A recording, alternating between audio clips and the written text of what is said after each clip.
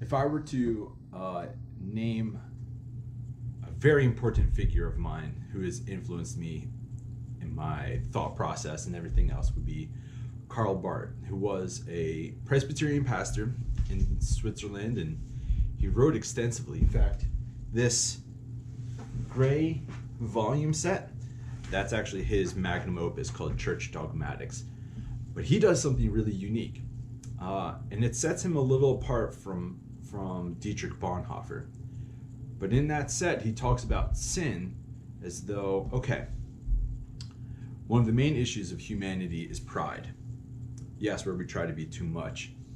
But then he also saw the opposite, which would be sloth, and it's not living up to where we can be.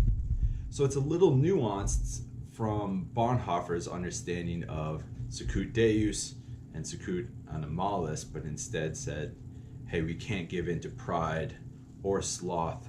But he even adds in a third element, which is really profound, and it's deception.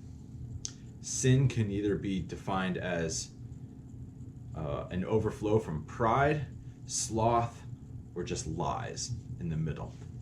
And he does something very profound, is that he says sin is the impossible possibility, and that it makes no sense that we are capable of doing these acts that make us less than human. In fact, he actually would say it's an impossible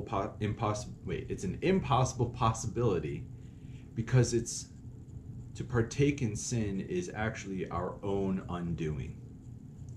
And you can kind of understand this too, because when someone becomes like a drug lord, or they get completely overtaken by their own sins, you can easily say like, wow, that person turned into a monster, right? Well, at least from Barth's perspective, he would say, yeah, that makes sense, because to continue in sin, when we let our lives be dominated by forms of pride, sloth, or deception, we become anti-human, inhuman.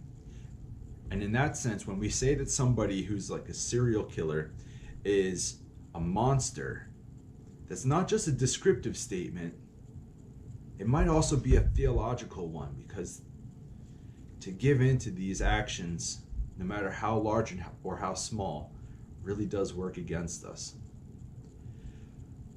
So this week, pay attention to when you are giving into actions that are fueled by pride or sloth or just deception. And be careful, because whenever we give into those things, we become inhuman, if that makes sense. And so instead, learn to live in that thrive zone, kind of like what Bonhoeffer said, where there is joy and love and obedience and devotion to the right things. All right? So may grace and peace be with you.